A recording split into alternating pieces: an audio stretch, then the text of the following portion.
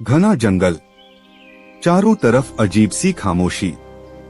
लेकिन इसी खामोशी को चीरती हुई एक दिल दहला देने वाली आवाज गूंज रही थी।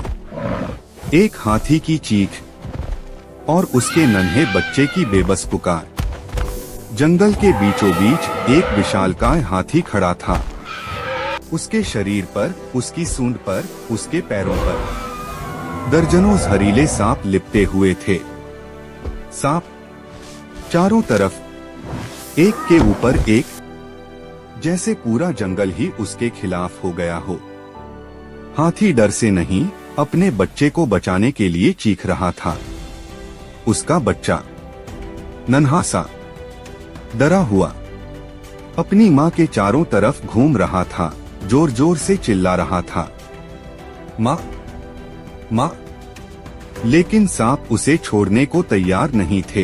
हाथी ने पूरी ताकत लगाई, जमीन को रौंदा, पेड़ों को हिलाया और दर्द से तड़पता हुआ जंगल के अंदर बने पानी के तालाब की तरफ भागा।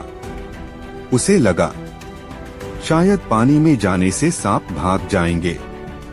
छपाक हाथी पानी में उतर गया, लेकिन सांप फिर भी नहीं छूटे। वे और ज्यादा कसकर लिपट गए। चारों तरफ डर, चीखें, गूंजता हुआ जंगल। आखिरकार थक कर, हार मानकर हाथी पानी से बाहर आया और जमीन पर बैठ गया। उसकी आंखों में दर्द था और बेबसी। तभी उसका बच्चा अचानक रुक गया। उसने चारों तरफ देखा और जैसे किसी फैसले पर पहुंचा हो, वो भाग पड़ा। जंगल से बाहर भागते भागते एक छोटे से गांव की ओर। उसके पैरों में ताकत नहीं थी, लेकिन दिल में एक ही सोच, मुझे मां को बचाना है। गांव के पास एक कच्चा घर था। घर के बाहर एक कुत्ता बैठा था। हाथी का बच्चा रुका। उसकी आंखों में आंसू थे। वो कुछ कह नहीं सकता था, लेकिन उसकी आंखें सब कह रही थीं। कुत्ते ने उसे देखा और समझ गया, कुछ बहुत गलत है। हाथी का बच्चा अपनी सूंड से जमीन खुरचने लगा, जंगल की तरफ इशारा किया और दर्द से आवाज निकाली। कुत्ता अब पूरी तरह समझ चुका था।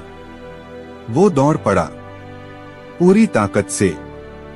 गांव के अंदर वहां एक आदमी था, लकड़ी काट रहा था, पसीने से भीगा हुआ, साधारण सा इंसान। कुत्ता उसके पास पहुंचा, भौंकने लगा, कभी जंगल की तरफ भागता, कभी वापस आता।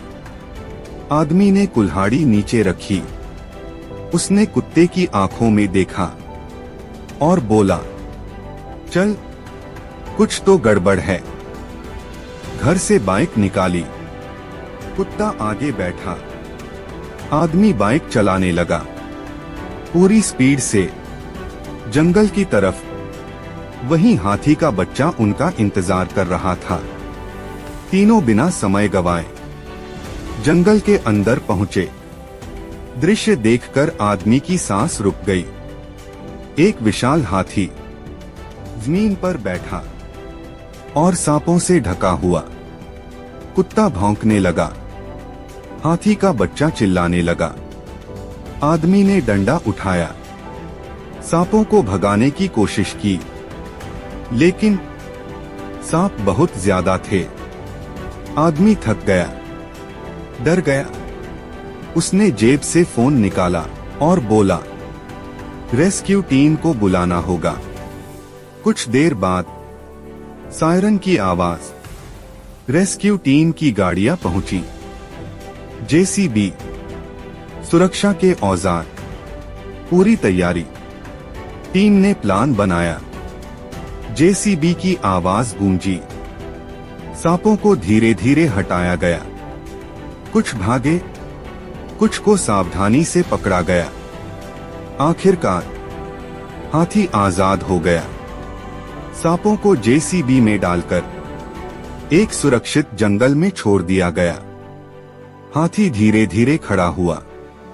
उसका बच्चा दौड़कर उसके पास गया।